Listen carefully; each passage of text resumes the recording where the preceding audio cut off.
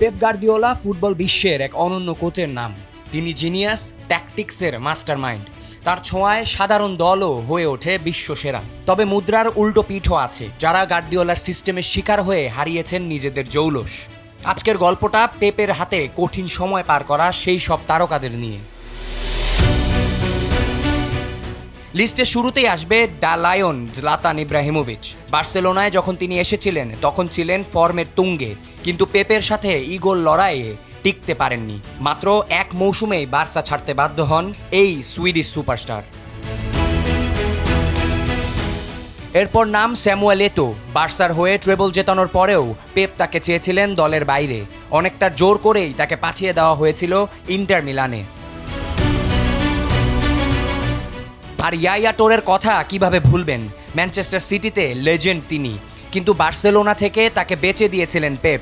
আবার সিটিতে এসেও টোরের ক্যারিয়ারের শেষটা বেঞ্চে বসিয়ে তিক্ত করে তুলেছিলেন এই স্প্যানিশ কোচ। জন্মদিনের কেক কাণ্ড কিংবা এজেন্টের ঝামেলা সব মিলিয়ে টোরের শেষ সময়টা ছিল বিভীষিকার মতো। সবচেয়ে হৃদয় বিতারক ছিল জো হার্টের বিদায়, ম্যানচেস্টার সিটির ফ্যান ফেভারিট গোলকিপার। কিন্তু পেপ এসেই জানিয়ে দিলেন পায়ে বল খেলতে না পারলে দলে জায়গা নেই। ক্লাবের লিজেন্ডকে এক নিমিষেই ছুঁড়ে ফেলে দেওয়া হয় দলের বাইরে।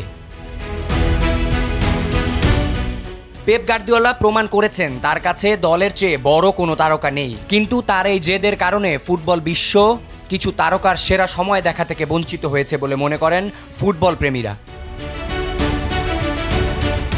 আবিয়াজ ইরতেসাম, সময়ের আলো।